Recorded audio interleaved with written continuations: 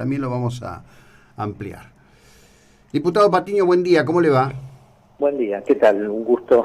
Saludos a toda la audiencia también. Bueno, vamos a tener, digamos, esta semana una situación, a mi criterio, por lo menos extraña, porque si uno mira desde afuera, el conteo diría que la propuesta de Máximo Kirchner y el dueño del Banco Credicop, el señor Heller, no debería tener los votos necesarios. Sin embargo, advierto mucha inquietud política al respecto de esto. ¿Cuál sería la lectura correcta que hay que hacer mirándolo desde lo que es la estructura de Juntos por el Cambio que usted integra desde el PRO? Sí, digamos, nosotros lo que estamos observando es unos movimientos, digamos, en la Cámara en los últimos tiempos que apuntan a tratar de conseguir los votos para la sanción de esta ley. Nosotros obviamente nos oponemos totalmente y en bloque, pero bueno, advertimos esto. Hoy a la mañana estaba leyendo de que Pablo Anzaloni se suma directamente al Frente de Todos, y bueno, eso marca también una línea. Si bien el diputado Anzaloni venía votando cosas con el oficialismo, no dejaba de estar en un bloque que considerábamos del medio, ¿no? Entonces, ahí, digamos, es un tema que desde Juntos por el Cambio, insisto, tenemos que trabajar todavía mucho más para estas leyes fundamentales y poder tener un acercamiento no solo con el espacio, digamos, que integraba a Saloni, sino también, bueno, con los diputados de Córdoba y otros que uno considera, digamos, en bloques que, si bien están alineados con el oficialismo, no integran directamente el bloque de Frente de Todos. De parte Claro.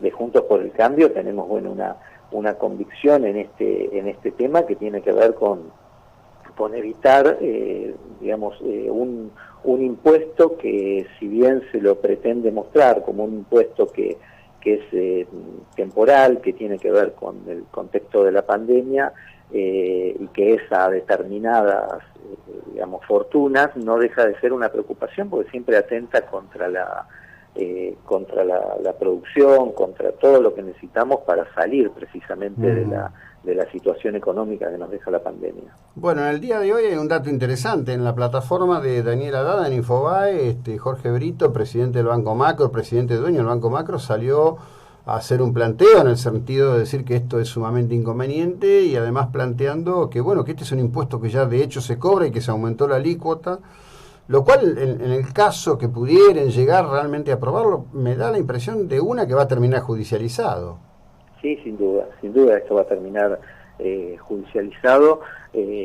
Por eso me parece que este tipo de leyes son más, digamos, son iniciativas que tienen más que ver con marcar la cancha con determinado enfoque ideológico que con cuestiones prácticas en sí mismo.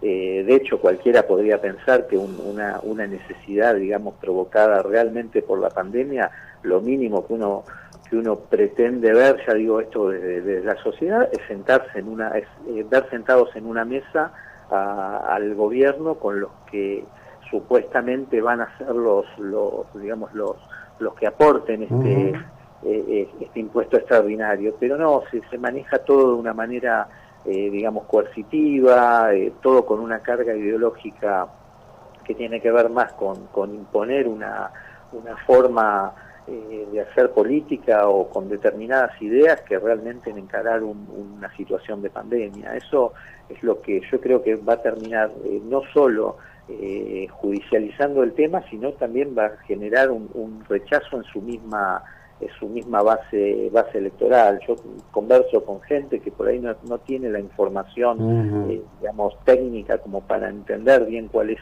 de qué se trata este impuesto, pero ya el hecho de escuchar que esto puede afectar, digamos, al capital que en definitiva motoriza la producción. Hoy lo que necesitamos es trabajo. Si necesitamos trabajo, necesitamos empresa, necesitamos industria y todo lo que pueda erosionar ese clima de negocios y ese clima de inversión es perjudicial para, en definitiva, para el trabajador, que es el que necesita hoy recomponer su situación cotidiana. Sí, lo que ocurre acá es que en algún momento habrá que romper esa suerte de idea mágica que se ha instalado, el Estado, como si hubiese alguna deidad que genera per se recursos, ¿no? Y además, esta situación bifronte que tenemos, porque la pandemia en términos económicos la están sufriendo algunos argentinos y otros no la están sufriendo. El sector público sigue cobrando permanentemente, no ha tenido ninguna restricción. En buena parte del sector público muchos han decidido directamente que no van a ir a trabajar y no van a trabajar. Esto pasa todo el tiempo en todos los niveles. Entonces, a veces es complicado el abordaje de estos temas, ¿no? Cuando alguien no tiene conciencia de cómo es el tema de la creación de la riqueza. Sí, sí, eso es lo que genera, en definitiva, genera también, el tema del empleo público es lo que genera también la indignación del que tuvo que afrontar esta situación desde el sector privado. Y volvemos a lo mismo, se trata a veces de instalar desde determinados focos ideológicos, se tratan de instalar esto como que es una cuestión de ricos contra pobres o empresarios contra trabajadores, y en definitiva lo del sector privado, sea trabajador del sector privado o empresario del sector privado, comerciantes, lo sufrieron de la misma manera. Nosotros presentamos esta semana con un grupo de diputados un pedido de informes al gobierno para que nos explique por qué la administración pública no está retomando las tareas tal como la está retomando paulatinamente el sector privado. Me parece ahí que ya hasta como gesto es una situación que desde la sociedad ya se ve como algo intolerable. Entonces eso también contribuye a que el clima, digamos, de grieta, el clima de falta de diálogo se vaya acentuando cada vez más, cuando hay dos o tres temas que son fundamentales y que en este último tiempo la verdad que quedaron hasta expuestos a un debate que no tendría por qué ser. Por ejemplo, el tema de la propiedad privada, o sea, tener que debatir si está bien defender la propiedad privada o no. El otro día escuchaba en la última sesión que tuvimos un diputado del Frente de Todos que explicaba que en las tomas había que entenderlas desde el lugar de gente que no tiene, digamos, que no tiene vivienda y que tiene derecho, y por lo tanto tenía un derecho, los dijo con palabras textuales, tenía un derecho a realizar una usurpación o realizar una toma. Entonces, cuando uno entra en estos debates, ya se complica todo, digamos, como que no hay una referencia para poder llegar mínimamente a algunos acuerdos que nos permitan avanzar como país. Entonces, la propiedad privada, el tema de que todos tengamos igualdad en cuanto a las restricciones que tuvimos que tener en pandemia, pero también en cuanto a cómo vamos a ir accediendo a los respectivos trabajos. Me parece que son cosas fundamentales que si no se las aborda desde un lugar racional y de una sensatez, termina generando más discordia de la que todavía tenemos en Argentina. Bueno, pero ahí yo lo que advierto es que hay todo un sesgo ideológico muy cargado, muy sostenido, de llevar adelante determinados tipos de acciones. No son cosas inconexas la visión del impuesto a la riqueza, el intento de toma del campo de los Echeveres, la justificación de la toma de tierra, con la cuestión mapuchista en el sur de la República Argentina. Hay un contexto ideológico, nos podrá parecer a muchos viejo, anticuado, lo que querramos, pero está y tiene capacidad de impacto en nuestra vida de una manera tremenda. Totalmente, por eso yo, digamos, soy de los diputados que tratan de poner el foco en esa, digamos, batalla cultural que se da detrás de la letra chica, digamos, o de las técnicas que pueda tener cada proyecto de ley. Hoy en la Cámara de Diputados lo que estamos enfrentando realmente es eso en cada proyecto, hasta el más mínimo proyecto que parece que fuera un proyecto que tendría que tener un consenso generalizado. Detrás hay una carga ideológica que es necesario ponerla en debate tal como es. Por eso decía que esto del impuesto a las grandes fortunas, pero el impuesto a la emergencia, como le quieran llamar, en realidad lo que implica es un ataque frontal hacia el capitalismo, que en definitiva es el sistema que puede gustarnos o no, que necesita correcciones o no, pero que se la va a dar el mercado por sí mismo en un proceso evolutivo. Nosotros hoy estamos asistiendo a un ataque del sistema capitalista en sí mismo. Entonces, yo soy de los diputados que trata de poner en el recinto, las pocas veces que tengo oportunidad de hablar, porque realmente es una modalidad rara esta que estamos asistiendo en la pandemia, pero tratar de poner en valor el tema de cuál es el debate en sí, ¿no? Porque si no, ahí vienen las confusiones, vienen las discusiones incluso hacia adentro del interbloque sobre determinado tema. Yo, por ejemplo, me opuse al proyecto del presupuesto. El presupuesto, estábamos incorporando nuevos impuestos, no estamos bajando el gasto público, estamos dando posibilidades de discrecionalidad a la hora de distribuir, digamos, los fondos del Estado, digamos, con los que se va a manejar el Estado. Me parece que eso requería un rechazo unánime.